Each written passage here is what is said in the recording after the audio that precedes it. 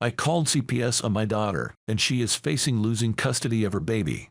For context, my daughter is 15 years old. She has been living in my house with her 2-month-old son since he was born, and I recently reported her to Child Services. She has a case opened, and the case manager is on the verge of recommending removal. Several factors at play. When she first told me she was pregnant, I told her she either got an abortion, gave the baby up for adoption, or she could have the baby, but I would give her nothing but what I am legally required to. She had only recently started high school, and I will be the first to admit I took the news exceptionally hard.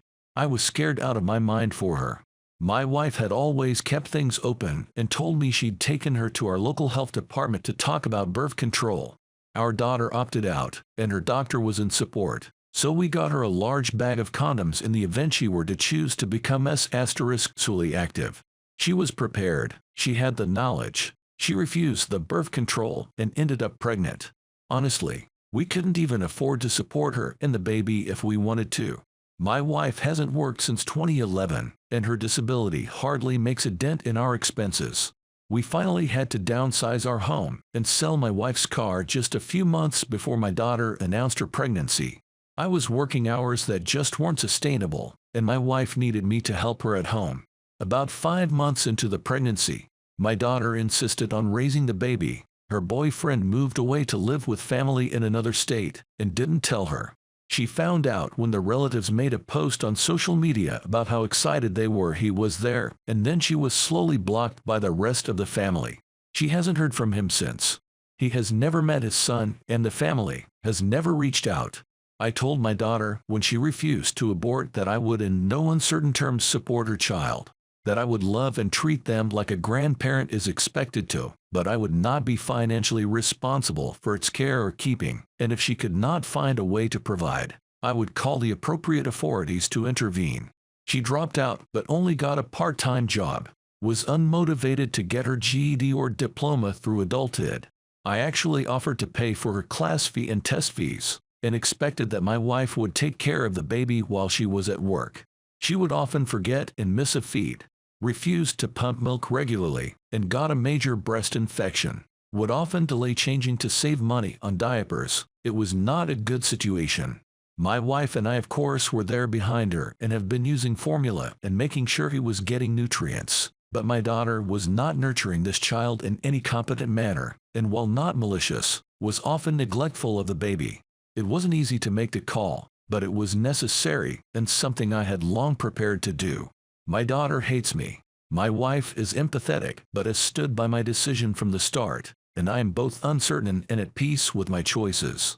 Part of me feels like I did the best I could for everyone involved, and part of me knows I betrayed my daughter on a horrible way, and part of me knows that this baby deserves better than what she, and really we, could provide. Edit. I did not realize that this would blow up overnight. I would like to clarify a few things, though. I did not ever allow that baby to suffer. I did say my wife and I were going behind her with formula to make sure he was gaining his weight back. I didn't think I'd have to also clarify that we did indeed supply more diapers when we realized what she was doing. Also, we have not neglected our daughter, or have we treated her to such cold indignities like neglecting her medical care. We did get her infection treated promptly. She had prenatal and postnatal care. Contrary to what most people believe, I am not doing this out of anger. I am sad for my daughter and deeply disappointed that this is what life has come to, but we cannot afford to raise her and a baby. I made this incredibly clear to her and told her the consequences of her inability to provide once the baby got here would be child service involvement. We have not allowed either our daughter or her baby to wallow in filth or suffer, but we will not continue to provide the care for her infant, and so I had to call the only people I knew who would help. I won't pretend that I have made all the best choices or that I am perfect, but I am not heartless or abusive. Story 2. I vengefully ejaculated on my ex-girlfriend's art project. I'm always very reserved, the opposite of an impulsive person. This was an exception. Some backstory. This all happened a few years back, in college. She was my only serious relationship, which lasted about a year. Wicked smart woman in most ways, but emotionally, total idiot. We had that in common. She was going abroad for a semester and decided that she wanted us to split up so that she could focus on her studies, with the intention to get back together after she returned to the States. We were both pretty torn up by the decision, but admitted it was probably for the best. I tried to support her by keeping my distance, but confusingly, she reversed that stance very quickly and started leaning on me, as an ex in a different country, for all her emotional support. It was pretty rough. I did what I could, but obviously it wasn't enough. Then, I hit the low point for my own loneliness and reached out.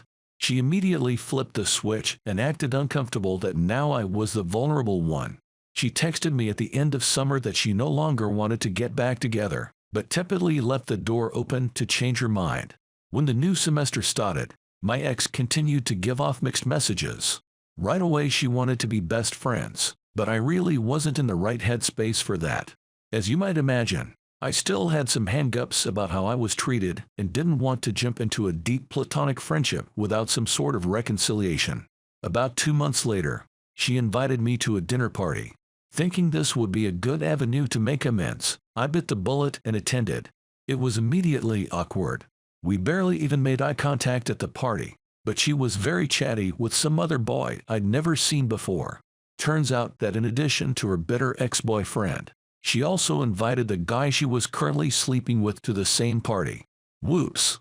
This already felt like a slap in the face for me, but just as the party was winding down, she couldn't even wait until I'd left the room before grabbing the other boy's hand and walking up to her bedroom with him. It sounds hackneyed, but I never truly understood what people meant by heartbreak until this moment. The entire center of my body felt like it had run out of batteries and just shut down, sitting like a lump of cold metal in my ribcage. Once I had stumbled home, I swigged some suspiciously cheap vodka and contemplated carving my ex's initials into my arm with a pocket knife. I was badly out of sorts. In rare act of spontaneous judgment, I began gathering up all the little mementos and gifts she'd given me since we had first met. Some of this *D was the most thoughtful, clever things you could hope for from a significant other, but I couldn't bear to look at them anymore. Without digression, I tossed everything related to her in a garbage bag. I admitted all of this to her months later, in a rambling, mopey email. She was understandably distraught that I would do this. What I didn't tell her, or anyone, for obvious reasons, was this next part. Right next to my bed, I had taped up a painting she'd made in a class. It was a white-on-black, minimalist rendering of a nude woman. I was never aroused by it or anything. It was just a cute little art print that my ex had created and decided to gift me. I put it on my wall because it was hers, not because of what it looked like, but for whatever reason, whether because of the subject matter or the fact that it was handcrafted by her. This print was the one and only object I would not let enter the trash unscathed. I tore it off the wall, then angrily jerked off into it, thinking of my ex the whole time. Of course, it was the most wrathful masturbation I've experienced to this day. Once I had finished, I looked down at what I had wrought. I was mostly disgusted. Why did I even do this? But something about the contrast of a white puddle on a black canvas, obscuring the image of the nameless woman painted there, well, it was oddly aesthetic, in a childish way, and fitting. This wasn't my intention, but in that moment, I felt like a bit of an artist. No way in hell this nasty thing was going back on the wall, though. I crumpled it up, tossed it in the bag, and walked an extra block to a faraway dumpster where no one would recognize me.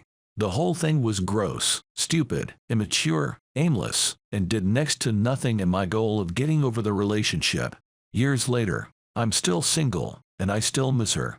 All the same, no artist could have created a better visual representation for my complicated feelings at the time.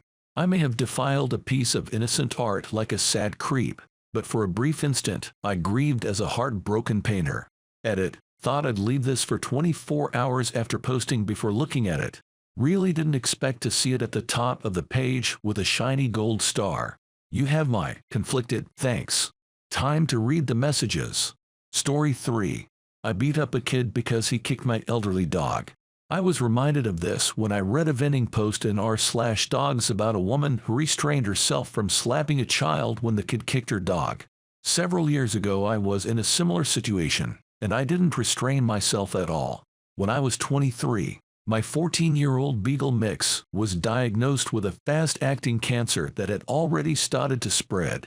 I'd had him since he was 1, and I made it my mission in life to keep him as comfortable and happy as I could. There was nothing he loved more than walking in the park, so I packed him up in the car and we for a short and slow walk every day. He was the sweetest, friendliest boy, so it was absolutely shocking when on 1-hour walks, a boy we'd never seen before, who was probably 10 to 11, ran up to us screaming, "I hate your ugly, gross dog, lady." My initial response was okay, well, we're just passing by, so goodbye then. Then the little jerk let out an inhuman screech and ran forward and kicked my dog in the stomach. My poor boy yelped and whimpered and crumpled to the ground in pain, and the kid laughed in that horribly demonic way only a child can laugh, and then reeled back to kick again. Before that moment, I had never experienced rage as an adult. I'm a pretty evenly peeled person, and I'm typically a pacifist and diplomat. This was the first and only time in my life that I saw red. Before my brain had even processed what happened, I'd already lunged at the kid and sort of half grabbed, half shoved him by the neck and pushed him to the ground very hard. He immediately burst into tears, and that's when I should have stopped. But I couldn't stop. It was the only time in my life when I felt like I wasn't in control of my actions. The kid was scrambling to get up, and I kicked him really hard in the side, several times. Then I grabbed him by his sweatshirt hood and screamed in his face at the top of my lungs. I screamed some really horrible things at him, something like that I'd find him and kill him slowly if he ever tried to hurt another animal again. But it felt like the words were just erupting out of me with no thought or effort. At that point the kid was ugly, sobbing and apologizing and begging me to let him go, which I guess helped me to snap out of it, because I felt myself, for lack of a better description, return to my body. I felt totally numb and sort of inebriated, but the rage was gone. I let the kid go and told him to go find his mom, and hastily added, "And don't ever kick a dog again." He ran off crying. I scooped my dog up, hustled to my car and left. I was oddly calm. I drove to the vet and told them only that a child had kicked my dog and ran away, and I wanted to get him checked out. They checked him out and said there was no serious damage, other than the beginnings of a bruise. I drove us home, got into the shower, and sobbed for hours. I had no idea until then that I was capable of doing anything like that. I started therapy the next week to deal with the anger issues I didn't know I had until then, and I've never had another issue like that. I didn't go back to that park for years, for fear of running into that kid again, mostly for fear that his parents would be there and get me arrested. I took Freddie to a different park that was a little further from the house, but he actually liked it more because it had good soft dirt to dig in. Until his final day on Earth. I think about that kid sometimes, though. I wonder how my actions impacted him. Did I scare him straight? Did I teach him to be more violent? Does he have some complex about short women now because a short woman beat him up when he was a kid? He's got to be at least a teenager now. I wonder how often he thinks about it, if ever. I wonder if he sees himself as being entirely the victim, or if by now he's loved and lost a pet, and understands the drive behind what I did. So there you have it, guys. If you need more videos like these on deep, darkest confessions, then smash that like button and subscribe now and stay tuned for more videos like